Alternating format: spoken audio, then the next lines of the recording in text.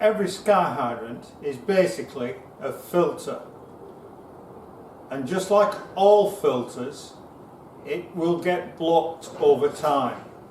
To keep it operating, you need to clean it every day and do a chemical clean once a week.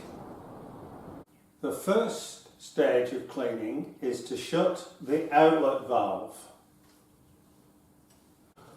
Turn off the inlet valve. Next, loosen the handles 3 full turns. 1, 2, 3. You can then start moving the handles backwards and forwards vigorously. What this does is it moves the membrane inside the sky hydrant and starts to wash the dirt off the membrane. You need to do this for a full minute to make sure you get as much of the dirt off the membrane as possible.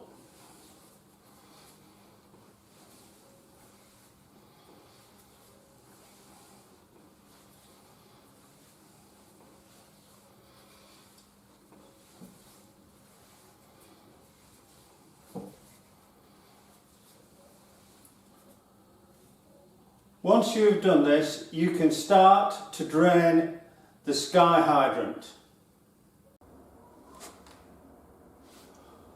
Open the vent. Open the drain valve. While the sky hydrant is draining, you can still move the handles backwards and forwards to help stop the dirt settling on the membrane. Do this until the water stops flowing. Close the drain valve. Turn on the inlet valve. The sky hydrant should now start to fill with water. While it's filling, you can do some extra cleaning by moving these handles backwards and forwards until the water starts to come out of the vent.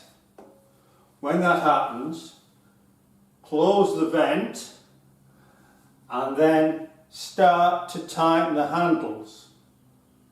You only have to tighten these handles finger tight. You'll see that I'm just using one finger to make sure I'm not tightening it too much. Once this is tight, you can then open the outlet valve, and the sky hydrant is then running. Finally, record on the schedule that you have completed the clean.